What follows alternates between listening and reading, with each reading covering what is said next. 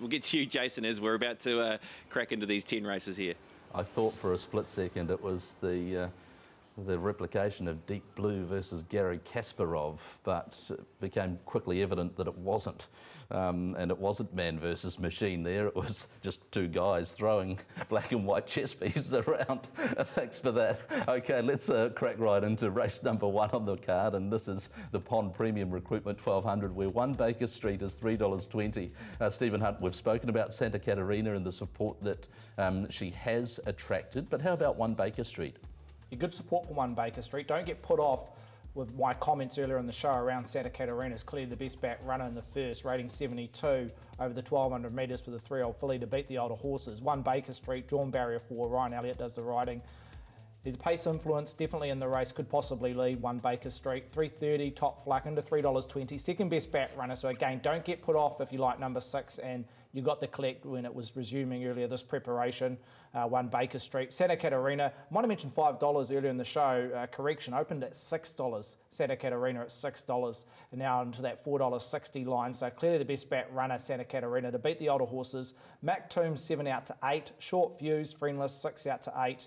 Monaco's been quite interesting in the last 24 hours. Could have got as high as $11 this time yesterday. Now trading at 9. Monaco from an awkward gate of 12. We'll be hoping that that pace up front will be quite solid, can finish over the top of them. But clearly the best back runner has been Santa Catarina, the daughter of Zavabil. Jason Wooddow does the riding. Now we had Jason earlier in the show. He's a $2.80 favourite to take out today's J Challenge. Okay, this is the formpro.co.nz Form Pro ratings speed map for the first, and a lot of speed drawn the inside here, and quite what a horse like Silver Sassanov does as well might dictate the chances of 1 Baker Street, but their memories only Born Dragon and Santa Catarina there. How did you and Bevan Sweeney sort this race out, Brendan Popwell? Yeah, well, look, 1 Baker Street is a horse who does have that torrent of speed, doesn't it, and can find that position. And look, Santa Catarina is a runner that is impressed in the trial, has the good gate.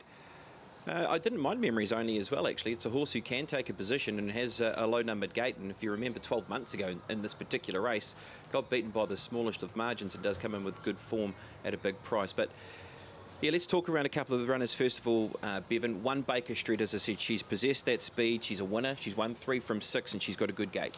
Well, she's no racetrack certainty like the winner of that chess match before that we had a look at, but she does have a torrent of speed, as you mentioned.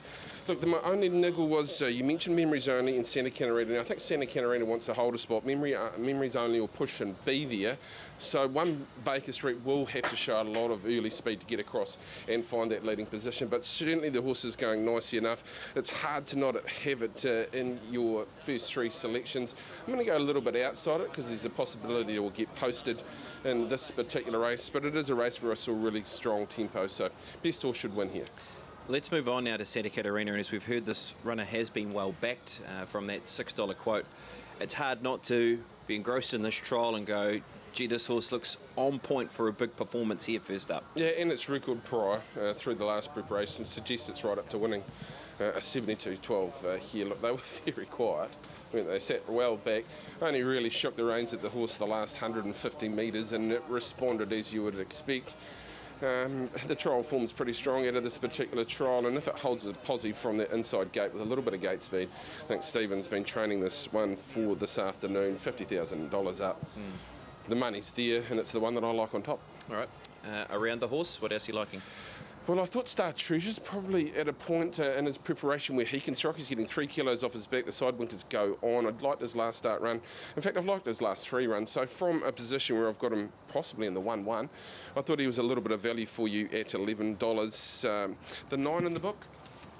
This is a horse that I've got a fair bit of time for as well. Clearly Santa Catarina, yep, and the 6-1 Baker Street in the mix there as well. Look, I wondered about Short Fuse as well. I know Stephen said there's not a ticket for it, but horse has got a fair bit of ability. If there's good strong speed, I can see it hitting the line as well. Yep. Going with Santa Catarina, runner number 9 in the book, in front of 1 Baker Street. I did find a pinch of value around the 5 in Memories Only. If it was a horse who could certainly add a little bit more to the race in terms of pressure, can be there. And I like what I saw at Tauranga from him. He's an upsetter at $18. And the other one I threw into the mix is Monaco. We see both relatives in Monaco and Santa Monica here this afternoon. They've both ridden best with a sit. If this horse can get the tempo in front, it's got a bad gate, but it can finish strongly late, and it's shown that with how the horse won here to start to go to the races. 9, 6, 5 and 7 in the first. Today is Vodafone New Zealand Derby Day. Next week it's Barfoot and Thompson Auckland Cup Day, and Barfoot and Thompson sponsor the second, and it's over 1400. Honesty compared to the 3200 of the Auckland Cup itself. Honesty's at 420, Sahara at 455. The Fame Game, Raposa Repeater, William Tell. Look, that's pretty competitive sort of. Well, those prices suggest a pretty competitive sort of race, Stephen. Can you give us a lead? Yeah, there's 3 or 4 of these races that are very competitive, and this is the first of those 3 or 4 which we'll go through throughout the card. But interesting runner number 4, Saha, similar profile to Santa Catarina in the first. A 3-year-old taking on older horses, resumes here for the Baker Forsman stable. Well, I can give punters a green light. It's been the best back runner in what is, you mentioned, a very competitive race, Saha. Opened at $4.50, remains that price. Honesty $4 out to $4.20, but looks set to start favourite in a competitive field. The Fame Game 6 into 5, so a little move there. Raposa Repeater opting for the 14 rather than the 1600 in race 3, well supported as it tends to be with a big syndicate involved. $5.50 out to 6 though. And William Tell looks to be again a horse that will go forward from a draw, mid-draw, $8.50 on opening, now trading at $6.50. Well, the 2 3-year-olds that have attracted money in the first and second races, both drawn well in 1 and 2 barriers respectively. Also Jason Waddell, Matthew Cameron, both jockeys that are in great riding form. How about the map? You'd expect Sahar, as a result of that draw, not to get too far off them, but there is some speed that could come across from the wider middle to wider barrier draws. Daiki Yanagita, Brendan Popperwell, is a couple of really good rides on the card, and he's got a big part to play on William Tell. Yeah, and I think that horse plays a part with the barrier draw. You go back to that win, what was it, 2 starts ago at Avondale? I mean, it was a mighty win, and of course Taiki was aboard that day, and he was a loose horse in the race, but it just didn't matter. He just kept on running, and he showed some reasonable form going into that as well with his effort here in a strong enough maiden race behind Sword and Stone. So he can play a part in that early pressure with that weight relief getting down to 55.5 kilograms. We're going to show you a video of a horse though who was desperately unlucky when last presented to the races, and we do see the Fame Game coming out of this race as well in Nicoya Pearl. But watch this horse from last, Honesty, and also put up some very good figures here, Bevan. Oh, look, it's sectionally brilliant, isn't it? I actually thought Nicoya Pearl was pretty good out wide as well in this particular race, but look, it was held up at times in the New Zealand Thoroughbred Holdings colours, and had to change ground on 2 or 3 occasions for Chris Johnson, Ryan Elliott aboard this afternoon.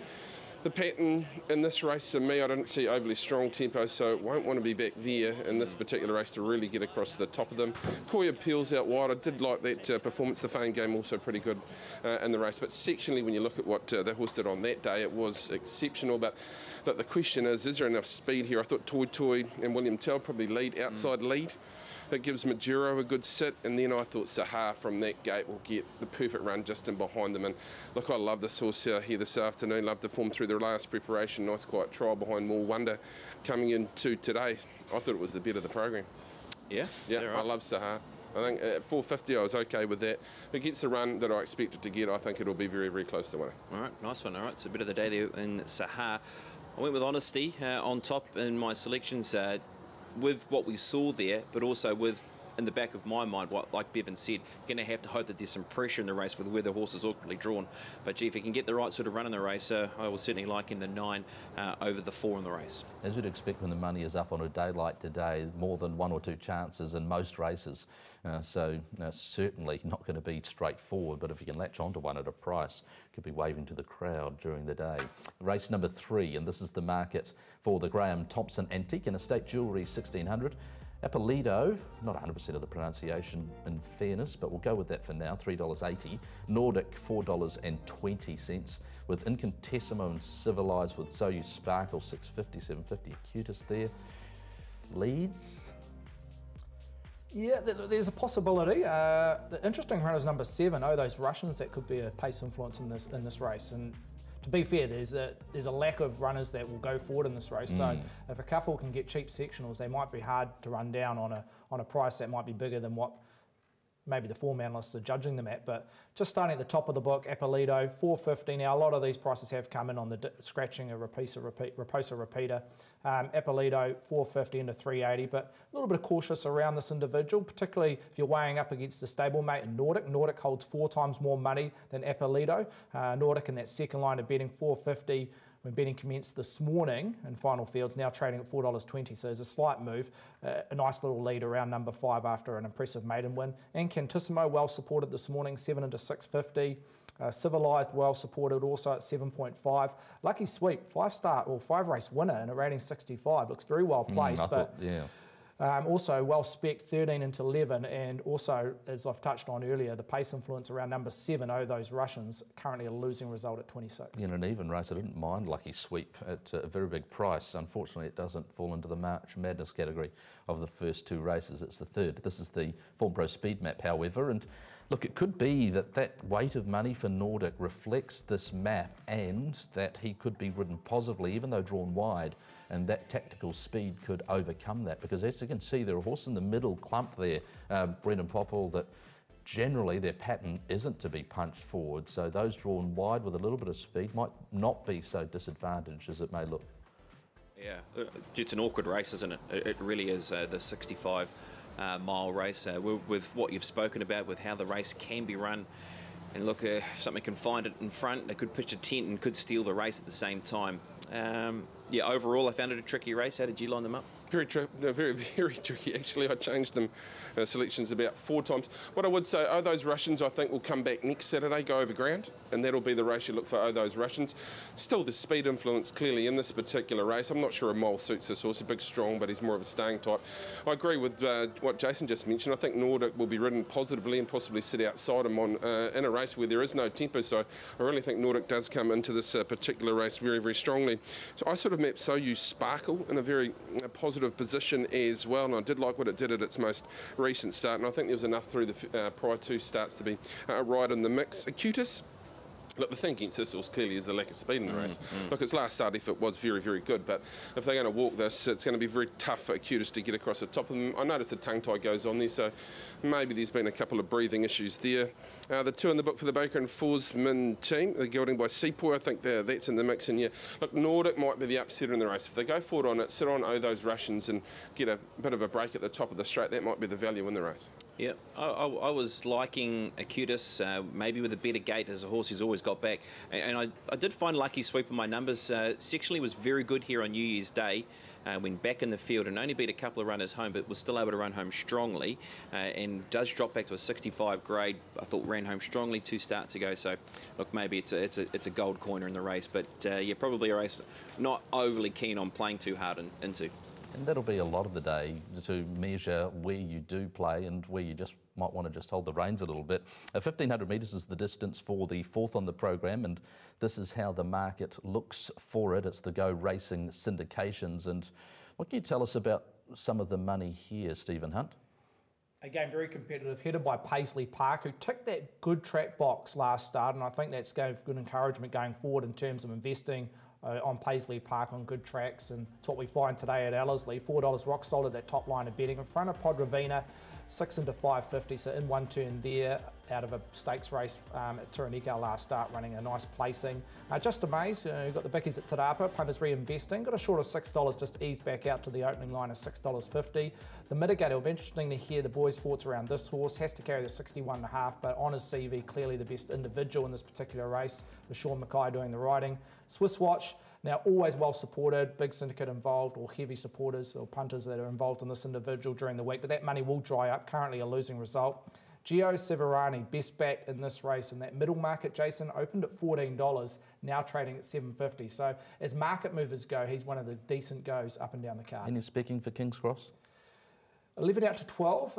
Look, it's not friendless, Jason, but probably at this stage it looks to have found its mark at $12. Hard horse to know after a little bit of a freshen up. Yeah, pretty good at best, but I'm thinking there should be enough pace for King's Cross, likely to settle back, and enough pace in the race that it could see it wind into it late. Swiss Watch, the Mitigator, 1770. Oh, this is a really good race, an interesting race here, Brendan, because you'd expect the tempo to be at least even and good, maybe even quick. So they'll be charging late. You'd imagine so, wouldn't you, Jason? There's some horses here who do like to light up those pyrotechnics early. So that means we could see some horses who can be the closers in the race. The Mitigator is a horse. Look, he's got 61.5 kilos, but gee, you still can't discount him, can we? Because we've discounted him a number of times, and he's put in some super runs throughout this season. And then you've got Podravina, who comes out of the Wairarapa Breeders, Bevan, who finished into 3rd position last time to the races. She's drawn nicely and she has the sunnies on. Yeah, I think that's the big key to her. Blinkers go on here this afternoon. And if you watch this race, look how hesitant she is in amongst runners. She sort of backs off just before the corner, and Jonathan really has to wind her up. The last bit of her race is clearly very, very good. So I would think with the blinkers on, there'll be a bit more confidence. She may just muster a little bit more strongly. I sort of had a 3 back at the fence, and Mitigator will take over from 1770, and Podravina will get a soft run 3 back on the fence. I think that's a run that says with the blinkers on and a little bit more confidence, she is going to be right in the mix. So I am going to tip her out on top. Outside of that, the 11. The first speed map I did had Paisley Park in the chill position. Then I thought, oh, I've got this wrong. So I went back and ended up with Paisley Park in a nice position. And the horse has obviously got good, strong ability. Look, I'm not leaving the Mitigator out. I think this is, of the horses that go forward, Swiss Watch and the Bandito will add interest, because that may get caught 3 wide. If it doesn't get in, then it's going to have to push forward, and that'll just put the pedal down even further. So I think the Mitigator of those forward is the toughest. Swiss Watch won't get the race run to suit as it likes this afternoon. And then I went with the 9 in the book, that being just amazed. I thought that might find a good position. It was very good at Te Rapa. So I don't mind it sort of backing that run up and keeping its form going. Yeah. Another good race. I was with Podravina as well, with the good gate, with the blinkers going on. I think you can understand the money support around the 13 though in the book, and that being Gino Severini, with how that horse did run last time to the races in behind, what was it, Sandrine. Another good betting race, but yeah, I was liking the 8 in the race in Podravina. The Nathan's Memorial brought to you by the headquarters on the viaduct. We'll be pumping after Derby Day today. The Nathan's Memorial, significant for a horse like Gundown and Duplicity, who sits around 16 and 30 to 1, 15 and 30 to 1 for the futures Auckland Cup market. A Sacred Day, though, is $3 from Gundown at 4. Slight shift out, Stephen, Gundown. How about Sacred Day's price? What can you report there? $2.90 on opening for Sacred Day, just eased ever so slightly to $3, but don't get put off, well supported in a fairly open market, 4 or 5 even spread of money. Gundown, $3.80 up to $4, so well spotted, Jace. There's been a little bit of a drift there. Probably the 5th best back runner, even though it sits in that second line of betting. I'm not too sure the surroundings for the reasons that there might be a drift around Gundown. Maybe punters thinking that its grand finals next week rather than today, and hasn't quite ticked that box on a decent surface either, Gundown, so maybe there's a query there. Cicada on the quick backup, the stablemate of Gundown, well supported, 7 to 650, a lot of traction this morning. And Artiste, another Baker Forsman runner, a lot of support as soon as betting commenced on Wednesday for this runner, $8 into 650. And if there was a couple that they're speccing at longer odds, Lady Amadeus, 15 into 14, and the Rebel Knight, rock solid at 18. Okay, so I'm not sure that there's going to be an abundance of early speed, and a lot of it will depend on how Rhys Jones switches Nymph Monty off at the start, and you'd think that he will from 2 be able to allow others to come across, and then he'll settle and run a very tractable race, as opposed to sort of hook on and set a ridiculous tempo. So Lady Amadeus, the sold speed. How did you sort it, PP? Oh, gee, I don't know. I don't know, Jason. I mean, this is a race where we've got a staying race with potentially some runners that get back, and I don't know. Like, this is a very, very tricky race. Sacred Day's had a few chances. I know he was probably on the face of it disappointing around Te Rapa, but is he in that bracket of giving him another chance? Because if you go on his run here 2 starts ago in the Karaka Cup, he was very good when closing into 3rd position.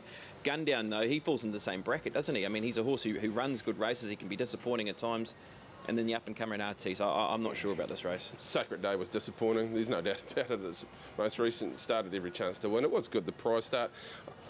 I think that speed map said it all. Lady Amadeus is in, sit there and just have everything her own way. So why wouldn't she come out and be very, very difficult to win in this particular race? I've got her as some of the best value on the program, just the way this race mapped. When I first looked at these fields, I thought Gundown's the winner. then you look at how this race is going to pan out, and if he gets 4 or 5 back the fence, I don't know if he's got the pickup to go past them, to be honest with you. So I'm going to go with the 10. I've got a gut feeling they'll ride a Sacred Day a lot more positively when you look at that speed map. You know, Tony is a very good analyst, speed-wise, and there's no point sitting way back there with Commander Lincoln, Ladyship Beale, the Rebel Knight, and others. So if they go forward, there's every chance he gets a nice spot, 1 off, 3 back, somewhere like that. Artista's going nice. It was a good win at Tauharanika, albeit not the strongest race you'll find. Look, you've got to put Gun down in there somewhere, but it'll have to be very good. And at times, he hasn't quite shown that pickup that I think is required here. Yeah. Look, I will say with Sacred Day, and I've been in his camp for quite some time, I just think he was in the wrong spot around Te Rapa, the way that track was playing. You know, like he was probably too close. He was in a position where you would say in the trailing spot is a good spot, but how that day was playing, I don't think it was the right place for him. So maybe another chance, but yeah, I've marked them 5, 9, 6 and 4, but not playing. I didn't think I'd ever hear that. Not playing. I'll let you guys ruminate over that. I don't think I'll be next to him this afternoon, and I just want some proof that he's not playing to a particular race today, because I don't believe that. I don't think Brendan Popper's ever let a ball go in his life. He'll punt on the clouds moving in the sky if he could. And he loves a cover drive, that is for sure. We'll leave you for a moment there, gentlemen. It's half time in the 10 race preview of the Derby Day card.